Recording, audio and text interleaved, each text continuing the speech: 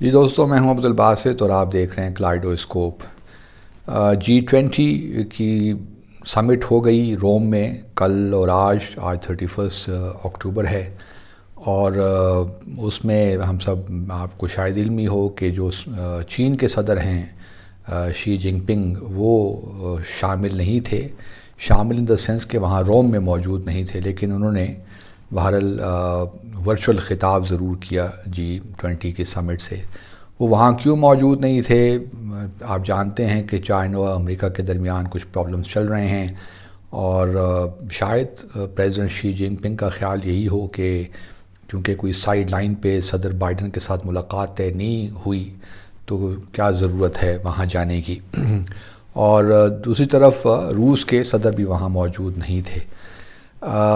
Prime minister Modi جو بھارت کے ہیں وہ البتہ وہاں موجود تھے، اور ان کی ملاقات خاص طور پہ جو پوپ فرانسس ہیں ان کے ساتھ ہوئی۔ اور جو سب سے زیادہ دلچسپ ملاقات سائیڈ لائن پہ ہوئی وہ میرے حساب سے ترکی کے صدر اردوغان اور صدر بائیڈن کے درمیان تھی۔ ملاقات جو شاید 20 منٹ کی ہونی تھی وہ تقریباً 1 گھنٹے سے زیادہ جاری رہی، اور اس میں بہت سے موضوعات زیر بحث آئے، اور کیونکہ بائیلیٹرل جو تعلقات ہیں ان میں بھی کچھ ٹینشن رہی ہے پچھلے سالوں میں، تو اب پریزیڈنٹ بائیڈن کی خواہش ہے کہ ترکی کے ساتھ جو ہے تعلقات کو درست کیا جائے۔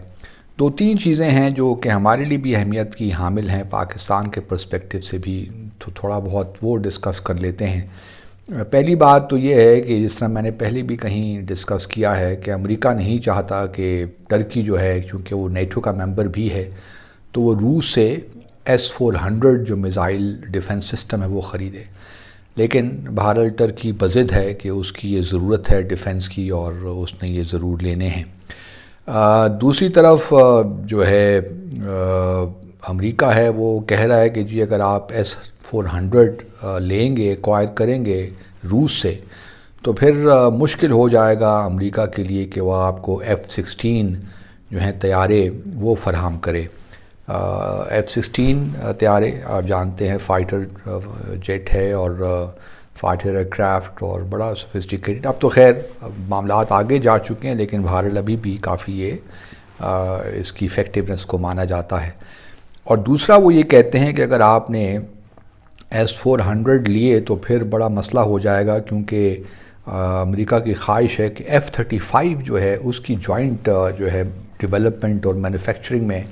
ترکی اور US ایک ساتھ اس کو کریں، تو وہ بھی خطرے میں پڑ سکتی ہے۔ اب ترکی کے لیے بڑا ضروری ہے کہ اس کو F-16 بھی چاہیے، اور ساتھ میں F-35 بھی اس کے لیے امپورٹنٹ ہے، لیکن جہاں یہ امپورٹنٹ ہے وہاں S-400 بھی امپورٹنٹ ہے۔ تو یہ اب جو S-400 کا معاملہ ہے یہ بون آف کنٹینشن ہے۔ اب یہ کس طرح سالو ہوتا ہے؟ ایک جوائنٹ میکنزم دونوں صدور نے کہا ہے کہ ہم بنائیں گے اور یہ معاملات ڈسکس کریں گے۔ یہ بھی یاد رہے کہ جو US کانگریس ہے، خاص طور پہ سینٹ جو ہے، وہ بہت شور مچاتی ہے، کیونکہ وہاں پہ جوئش لابی بھی ایکٹیو ہے، اور اسی طرح جو آرمینین لابی ہے وہ بھی بڑی ایکٹیو ہے۔ تو وہ نہیں چاہتے کہ جو ہے ترکی کو امریکہ F-16 بھی دے یا F-35 ان کے ساتھ مل کر جوائنٹ وینچر کے طور پہ ڈیولپ کرے۔ اور پھر دوسرے موضوعات بھی تھے، افغانستان بھی زیر بحث آیا، کیونکہ آپ جانتے ہیں کہ ترکی نے اپنا سفارت خانہ پاکستان کی طرح وہاں بند نہیں کیا، اور امریکہ کا بھارت سفارت خانہ بند ہے، تو ترکی ایک امپورٹنٹ نیٹو کنٹری ہے، اور امریکہ کا الائی بھی ہونے کی وجہ سے وہ ایک برج کے طور پہ کام بھی کر سکتے ہیں، گو کہ امریکہ کے اپنے بھی جو ہے کانٹیکٹ بھارت طالبان کی گورنمنٹ کے ساتھ موجود ہیں۔ اب مجھے نہیں معلوم کہ باقی بھی جو ریجنل سچویشن ہے، سیریا ہے، لیبیا ہے، اور پھر آرمینیا آذربائیجان کے تعلقات، گریس اور ترکی کے تعلقات، یہ بھی ڈسکشن میں آئے، لیکن مجھے نہیں، اور افغانستان بھی یقیناً اس سے بھی ڈسکشن ہوئی ہوگی، کیونکہ ترکی بہرحال جو ہے ایک برج کے طور پہ کام کرتا رہا ہے، اور اس کی ایک بڑی اہمیت ہے۔ اب مجھے نہیں معلوم کہ آیا اس سمٹ سے پہلے ہم نے کچھ سفارتکاری کی ہو ٹرکی کے ساتھ، ہمارے سفارت خانے نے وہاں پہ جا کے وزارت خارجہ میں ٹرکی کی وہاں ملاقات کی ہو کسی سے اور کہا ہو کہ جی چونکہ آپ ٹرکی کے پریزیڈنٹ کی ملاقات ہو رہی ہے صدر بائیڈن کے ساتھ، تو تھوڑا بہت جو پاکستان بھارت کے درمیان خاص طور پہ کشمیر کا ایشو ہے وہ ڈسکس کرنا چاہیے۔ جہاں تک افغانستان کا تعلق ہے اس کے بارے میں تو کلیئرٹی ہے، لیکن اور تھوڑا بہت کشمیر کا بھی ذکر ہونا چاہیے۔ پریزیڈنٹ اردوان چونکہ UNGA میں اپنے خطاب میں بھی خاص طور پہ کشمیر کا ذکر کر چکے ہیں، تو ضرورت سمر کی ہے کہ ٹرکی کچھ پیغام کشمیر کے حوالے سے دے کہ بھارت پہ زور ڈالیں کہ وہ اس مسئلے کو حل کرے۔ اور یہاں بھی ہو سکتا تھا کہ ہمارا وزارت خارجہ جو ہے وہ یہاں کے جو ٹرکی کے سفیر ہیں ان کو بلا کے تھوڑا بہت بریف کرتے اور ان سے ریکویسٹ کرتے کہ ٹرکش پریزیڈنٹ کو یہ میسج دے دیں ہمارے پرائم منسٹر کی طرف سے، یا یہ بھی ہو سکتا تھا کہ پرائم منسٹر خود کال کر لیتے صدر اردوان کو اور ان سے ریکویسٹ کرتے۔ وہ ذرا معاملہ تھوڑا زیادہ اونچا ہو جاتا، میں سمجھتا ہوں کہ فارن آفس لیول پہ بھی ہو سکتا تھا، یا فارن منسٹر ہمارے ٹرکش اپنے کانٹر پارٹ کو فون کر کے کہہ سکتے تھے کہ یہ جی ہماری درخواست ہے کہ کشمیر کے معاملے پہ بھی صدر اردوان جو ہیں وہ صدر بائیڈن کے ساتھ مختصراً ہی صحیح لیکن معاملہ ضرور ریز کریں۔ چلیے وہ یہ بھی نہ ہو کہ وہ اسٹیٹمنٹ میں آ جائے، کیونکہ کوئی جوائنٹ اسٹیٹمنٹ ایشو نہیں ہوئی۔ وائٹ ہاؤس نے اپنی اسٹیٹمنٹ ایشو کی اور ٹرکش فارن منسٹری نے ان کی پریزیڈنسی نے اپنی اسٹیٹمنٹ ایشو کی اس ملاقات کے بارے میں۔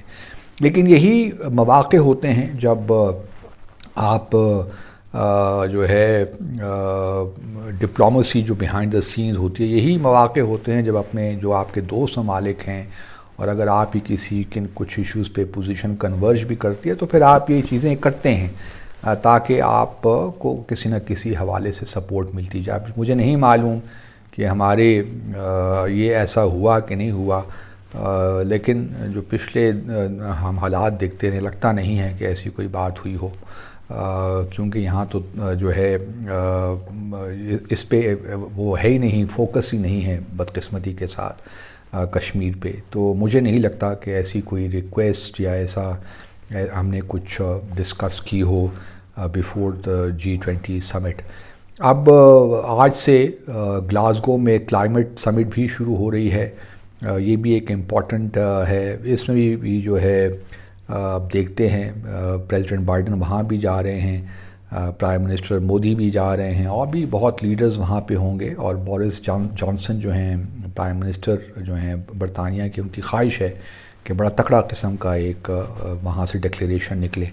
اب دیکھتے ہیں کہ وہاں کیا ہوتا ہے، تو انشاءاللہ آپ سے بات چیت جاری رہے گی۔ دیکھتے رہیے کلاؤڈ اسکوپ۔ آپ کا بہت شکریہ۔